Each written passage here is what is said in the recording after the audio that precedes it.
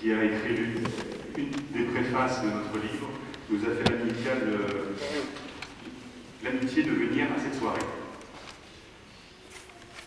Alors, le convoi 6, un train parmi tant d'autres, comme le dit le titre de l'exposition que nous vous présentons dans le hall de la synagogue.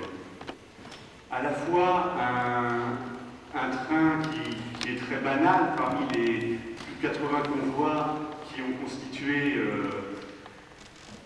la Shoah en France, mais aussi qui est spécifique, qui a ses spécificités.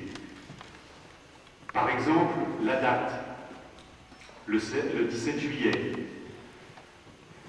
le jour même et la veille, il y a eu la grande rafle du Vélodrome d'hiver en 1942, et donc au camp de Pithiviers, on a pris la décision de faire partir, de vider le camp afin de permettre aux gens qui avaient été raflés, de laisser la place aux gens qui avaient été raflés la veille. Aussi, un convoi particulier parce qu'il est l'un des seuls parmi tous ces convois, et ils ont été au total 6 à partir de Pithiviers. Donc vous voyez des spécificités, mais à la limite comme d'autres. C'est pour ça qu'il y a une duplicité de tous ces convois. Chaque convoi est particulier, chaque convoi est unique. Comme sont uniques et spécifiques et particuliers chacun des témoignages qui ont été rassemblés dans cet ouvrage. Chaque personne, chaque déporté a une histoire, a une vie avant sa déportation. Et cette vie a été brisée par les bourreaux nazis. En 2005, ça a été une année très importante. Nous avons commémoré le 60e anniversaire de la libération des camps. Mais aussi, n'oublions pas qu'il y a quelques semaines, au début du mois, il y a eu le Yom HaShoah, qui ont été suivis de Yom HaZikaron et de Yom HaSmaout. Là encore, peut-être devons-nous y voir une certaine succession d'événements bons et mauvais qui caractérisent toujours l'histoire des Juifs. Et à ce propos, d'ailleurs, je pense qu'il est important de rappeler certaines petites choses. On entend souvent, y compris dans la communauté, parler que les Juifs n'étaient pas religieux et que quelquefois on y voyait une punition pour cette non-pratique. À ces gens-là, je pourrais dire qu'il faudrait qu'ils regardent une de nos photographies de l'exposition où on voit un office de Shabbat qui est fait dans une des baraques de Pithiviers. D'ailleurs, on a eu des renseignements, je crois que c'est le rabbin Liché qui est sur cette photo. Je pense aussi à une autre anecdote qui me vient de mon grand-père, Morka Siratsky, qui faisait partie de ce convoi et qui a eu la chance d'être un des survivants après la guerre, et qui me racontait un jour que de 1943, au moment de Kippour, il y avait des jeunes Hollandais, juifs hollandais, qui étaient arrivés au camp et qui avaient fabriqué des thalès et ont décidé, le jour de Kippour, évidemment, de refuser leur ration de nourriture. Ils se sont mis derrière une des baraques et ils ont commencé à prier. Les anciens, dont faisait partie mon grand-père, ont dit « Mais vous êtes fous, vous allez vous faire tuer ». Et ils n'ont pas écouté. Et évidemment, les SS sont arrivés et les ont tués sur place. De même, on entend quelquefois des gens qui disent « Mais les Juifs se sont laissés faire, sans résister, ils se sont laissés mener à l'abattoir ». Alors, il faut penser d'abord, évidemment, à cette commémoration que l'on fait chaque 19 avril pour le soulèvement du ghetto de Varsovie, où cette poignée d'hommes, par leur courage et par leur foi aussi, ont réussi à résister à la plus grande armée de l'époque, qui était celle d'Adolf Hitler.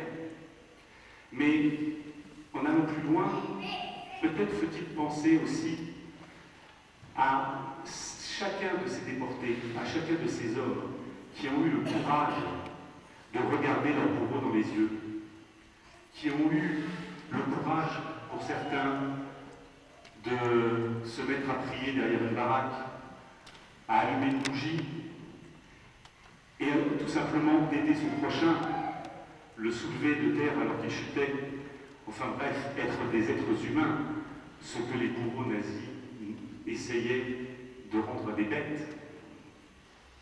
Je pense qu'il faut réfléchir à tout ça, et ne plus dire que les Juifs ont été des simples victimes. Ils ont simplement été victimes d'être des Juifs, mais surtout, rendez-leur ce respect de la mémoire, de dire qu'ils ont résisté. Ils ont chacun de ces êtres humains, chacun de ces morts, ont été des résistants, quelque part. Alors, avant de laisser la parole à des gens qui savent beaucoup mieux parler que moi, je voudrais simplement finir par une petite note humoristique sur ce qui est de l'antisémitisme et de la transmission.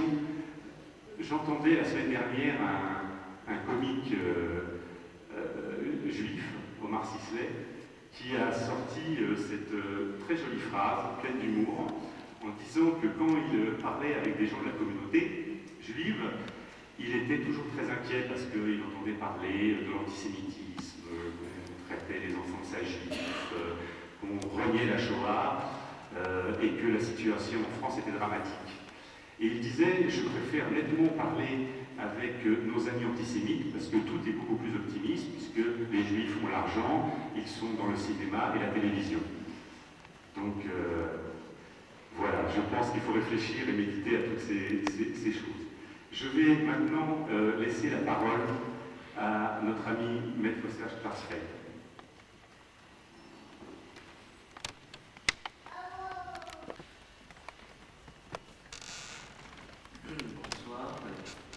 Je suis heureux de me retrouver avec beaucoup d'amis qui savent ce que les fils et filles des déportés ont fait et qui continuent donc ce travail.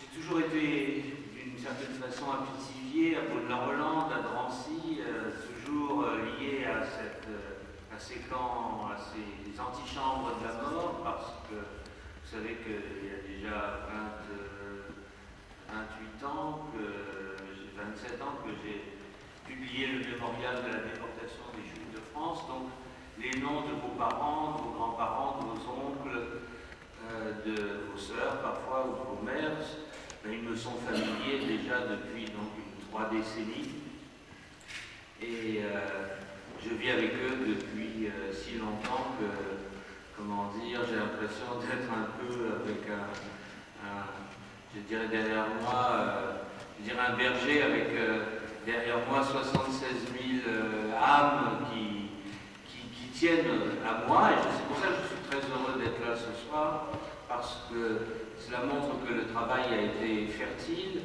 et que les gens disons des descendants des victimes du convoi numéro 6 se sont sentis confrontés à une responsabilité, celle de ne pas laisser leurs parents être, non pas une statistique, puisque déjà on a le mémorial de la déportation, non pas un nom, puisque donc on a le nom dans le livre, on l'a Rovit en Israël, on l'a sur le mur des noms maintenant au mémorial de la Shoah, mais de dire qui était l'homme ou la femme derrière le nom, le prénom, la date, le lieu de naissance, et même l'adresse, de dire qui étaient ces gens, d'où venaient-ils, de laisser une marque. Et ça, c'est important, c'est très important de regrouper ce genre de témoignages. Et je dirais que le convoi 6 n'est pas un convoi exceptionnel, il est parti de Pithiviers. Il y en a d'autres. Tout à l'heure, on a cité commémorations pour la libération des camps. Il y a 2 jours, certains d'entre vous et moi-même, nous étions à Pithiviers et à Beaune-la-Rolande.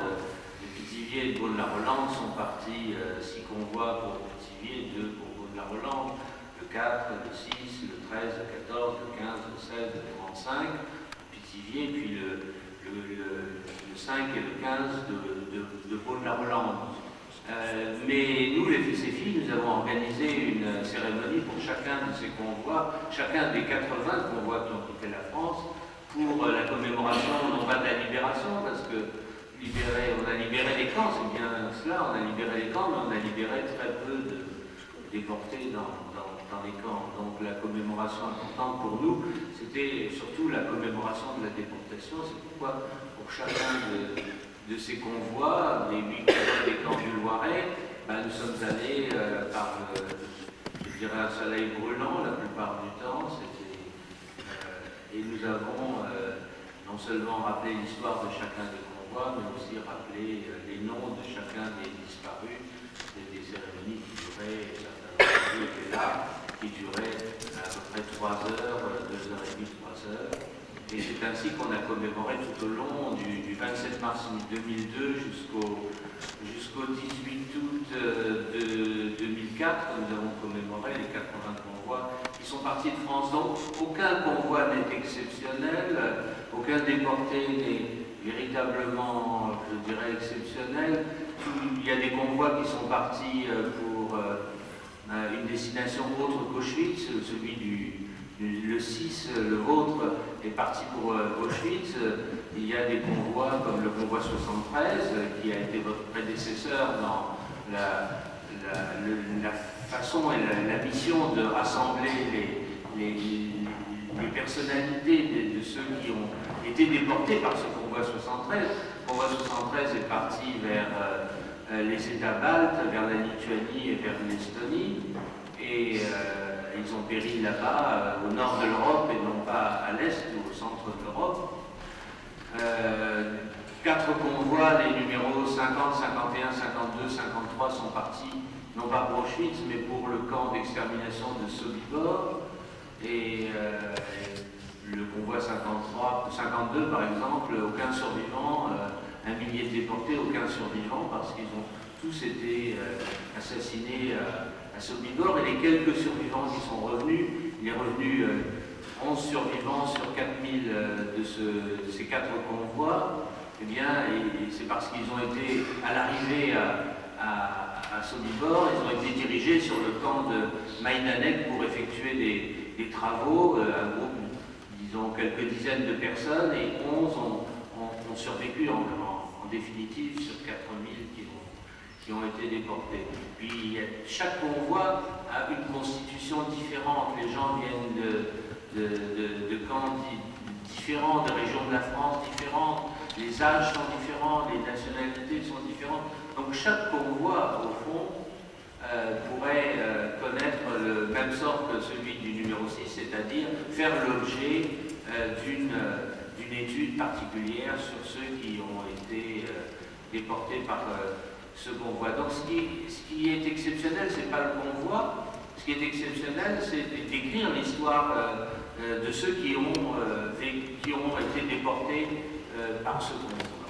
Et cela, donc, je trouve que c'est très bien de votre part, comme ça a été très bien de la part de ceux qui l'ont fait pour le convoi numéro 73.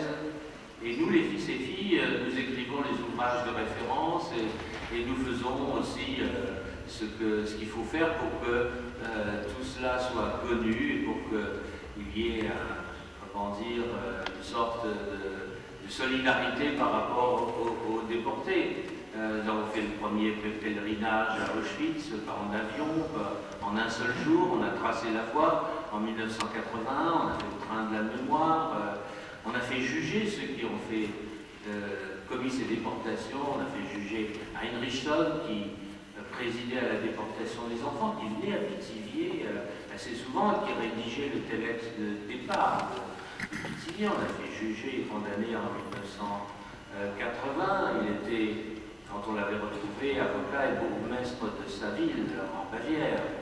Nous avons également comment dire, pu faire inculper Fritz Mertsch, le chef de la police régionale d'Orléans, qui présidait à la sécurité, disons, du point de vue allemand, des camps de Pithiviers et de Beaune-la-Rolande. Donc, on fait ce qu'il faut, je dirais, pour chaque convoi, pour chaque déporté.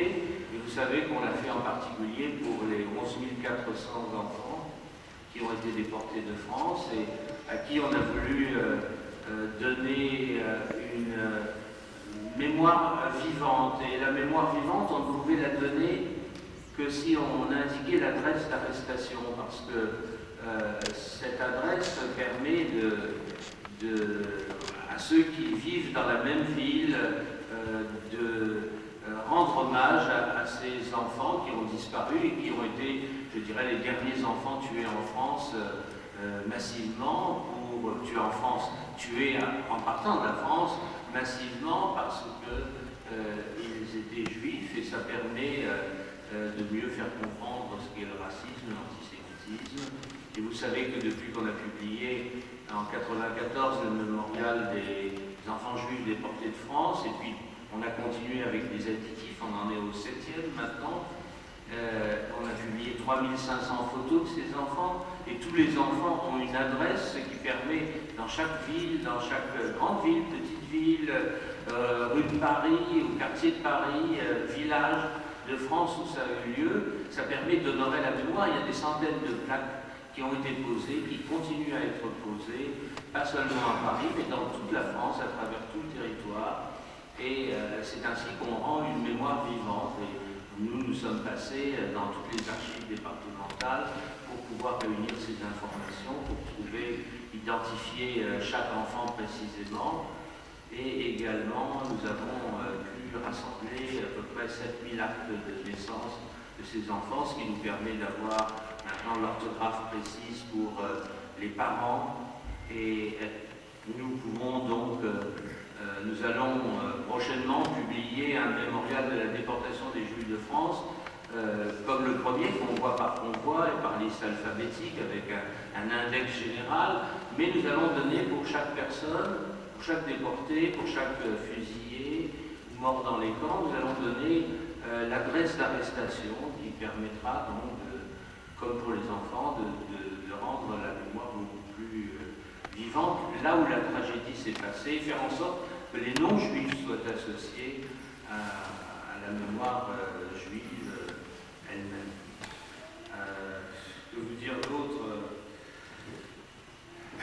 Je veux dire, j'ai comme un peu aidé le travail. Vous avez vu l'exposition. Vous savez que beaucoup des photos que vous voyez, tout cela, on a pu, chez les fils et filles, le rassembler dans des archives différentes. Il y a des photos, je peux vous raconter l'histoire de différentes photos, mais il y a des photos que j'ai envoyé mon fils à Amsterdam pour trouver des photos. Moi-même, je suis allé à Munich pour en trouver, pour en acheter, etc.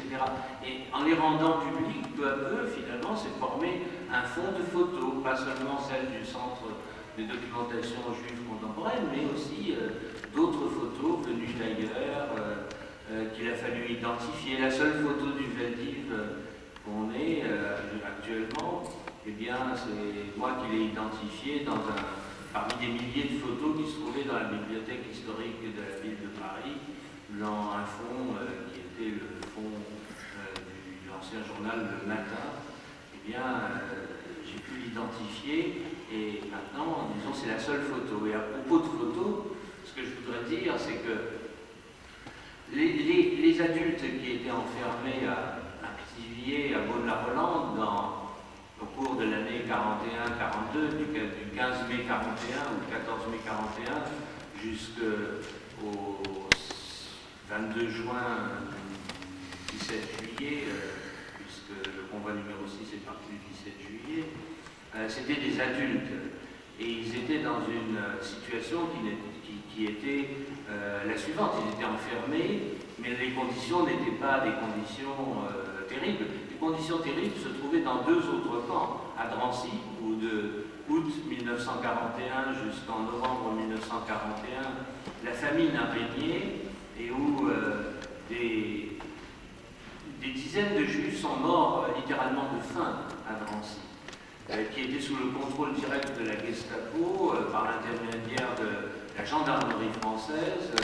Et le système était tellement rigoureux au point de vue contrôle de la nourriture et peu de nourriture distribuée que les gendarmes s'enrichissaient avec très peu de nourriture, ils le vendaient au marché noir et ils entretenaient la faim, ce qui fait que des dizaines de juifs sont morts de faim à Drancy ou bien en sortant de Drancy parce qu'il y a eu des protestations venant de différents consulats, venant de la Croix-Rouge internationale, et 800 détenus ont été libérés en novembre 1941 et un certain nombre d'entre eux sont morts chez eux ou à l'hôpital en sortant de là. Ils avaient la cachexie, des œdèmes, c'était irréversible et donc c'était une situation tout à fait tragique. Et au camp de Compiègne, où un millier de juifs ont été internés à la suite d'une rafle de décembre 1941, au camp de Compiègne, c'est la même famille qui a été imposée à environ 750 notables juifs français et 250 juifs étrangers puisés dans le camp de Drancy. Et ce millier de juifs a connu aussi la faim et le froid. Ils n'ont pas travaillé comme à Drancy, mais ils étaient soumis à ce régime terrible, véritablement d'extermination dans un camp, qui était cette fois un camp dirigé par les Allemands eux-mêmes. Et des dizaines de juifs sont enterrés, ou ont été enterrés à Compiègne, morts littéralement de faim, et des gens qui étaient, je dirais, de l'élite sociale française ont été soumis à ce traitement. Et pendant ce temps, à Pithiviers, à Beaune-la-Rolande, les conditions n'étaient pas les mêmes. Les conditions étaient beaucoup moins tragiques. Ce qui était tragique, c'est que le jour où les Allemands ont demandé à Vichy ces juifs pour les déporter, eh bien ce jour-là, les directives ont été données, les gendarmes sont devenus beaucoup plus désagréables, ils ont véritablement empêché les évasions alors qu'avant il y avait un certain nombre d'évasions et les malheureux juifs qui étaient enfermés à Pithiviers à Beaune-la-Rolande ont été dirigés sur